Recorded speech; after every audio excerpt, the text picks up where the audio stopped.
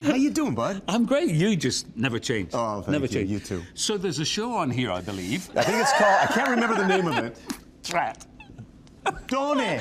Donny! That's the one. Yes. Hello, Donny's in Vegas. Donny. Now, here's the amazing news for all your fans in Britain. Yes. You're going to bring this, Vegas, to the UK. I am bringing Las Vegas to the UK. I'm so excited about this show. As a matter of fact, I'm adding some stuff just for the UK. We open up the second act after the interval with We're having a party. It's gonna be crazy. I was just... It's going to be. Stop me there. No, just control yourself, please. This is a segment I'm really looking forward to. The audience can call out any song I've ever recorded on all 65 albums, and we do it just like that. It is so much fun. And a little bit nerve-wracking? Yeah, because sometimes, I forget the lyrics. There are songs that pop up that I think, did I ever record that? Is there a song when you hear the introduction you go, oh. I did a song called Lollipops, Lace, and Lipstick. Or any song from the album Disco Train. It is the worst album, not just from me, but in musical history, the worst album ever. You heard it here. Oh, so if anybody calls out anything from Disco Train, I try to change their mind, but sometimes I can't. Yeah, of course, that I'm going to be in the audience. And And you'll call something from Disco. Guaranteed. Guaranteed. Oh. So let everyone at home know what they can experience on this show, because it's everything's in the show. Well, that's the nature of the show. This is a show that I've thought about doing pretty much my whole life, because it is everything I've done in 6 decades of show business, packed in one show.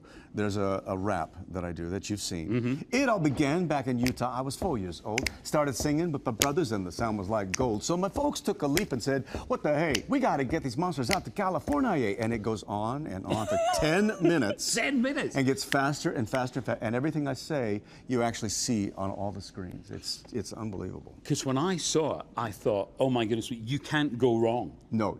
If you get derailed, good luck getting back. Yeah. Because it's so fast. Yeah. Have you? Yes. And?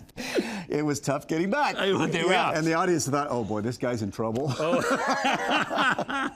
Right, let's go way back here in Vegas, because you were here at the Hilton, I think. Was that when Elvis was here?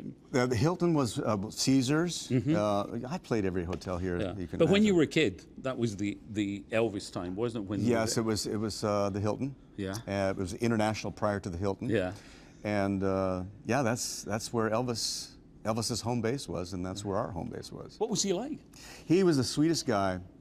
I remember the first time I met him at the Hilton. He came to our opening night, and he would always send us flowers in the shape of a guitar, and every opening night. And I'm 14 years old when I first meet him. The doors open. It's just like 5-10 minutes before the show starts. We're all ready to go. Door opens up.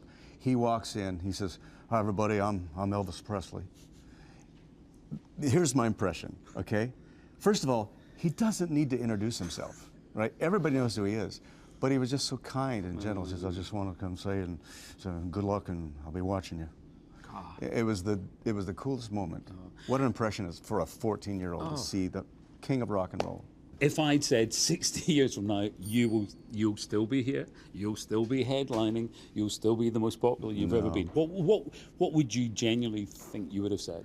You think I'll be older then? I won't be doing this. Or? Yeah, I had no idea I'd be doing this, especially at this level. In my 60s, I thought, okay, that's the time to retire. I've never worked harder in my life, and I've never had this much fun in my life. And I know this sounds like a promotional line, but it's not. I can hardly wait to take this show to the UK to show the audience this show, because it's everything I've done and more.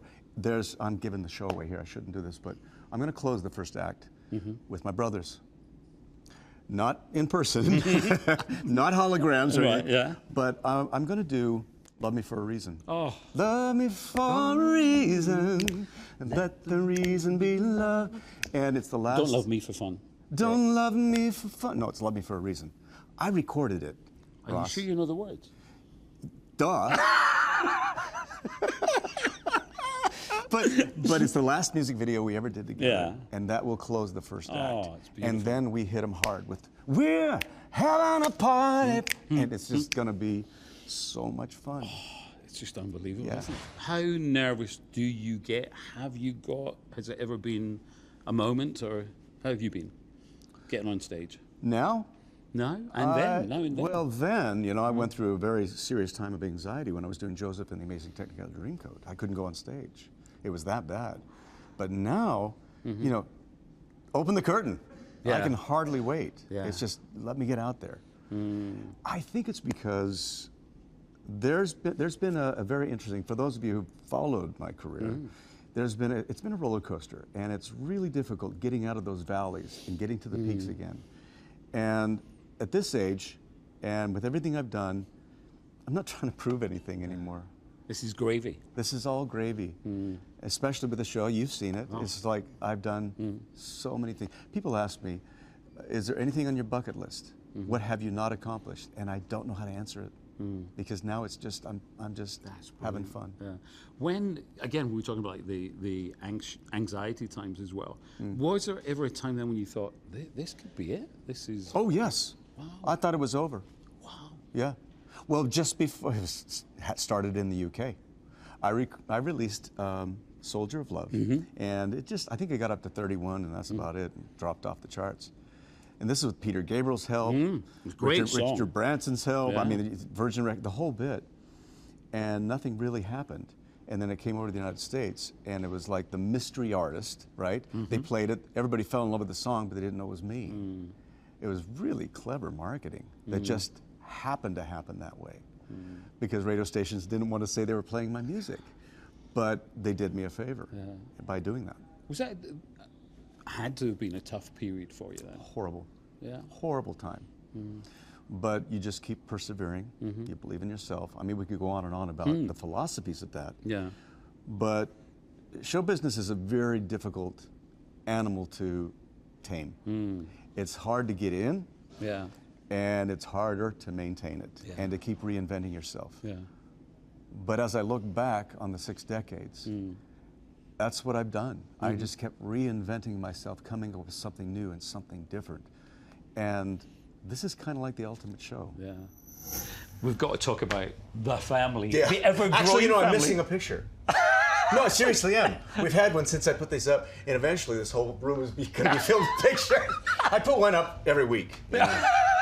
So how many grandchildren? 14. And out of the 14, only 2 are girls. Wow. And my wife and I had 5 boys. I don't know how to make girls in this room. I missed that chapter in school, you know? You need to go back for that. That's go back it. to night school. You could go back. I could, night school. Yeah, I think it's worth studying. Yes, it probably is a very interesting subject. So what kind of a granddad are you? Oh, I'm a very playful one. I mean, I'll just wrestle and put them on the floor and just wrestle. It's funny because, like opening night here at Harris, all my grandkids are just, we're wrestling on the floor and everything.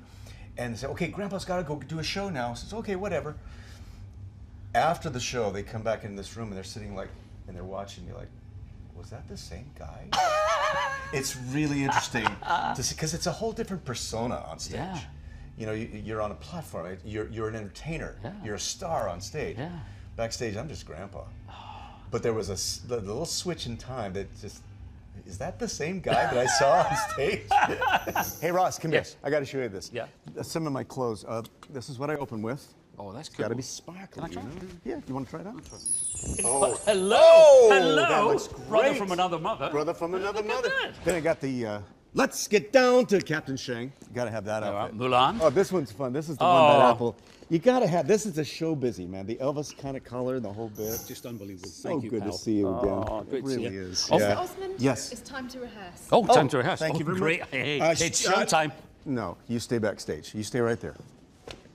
Come on, guys, let's go.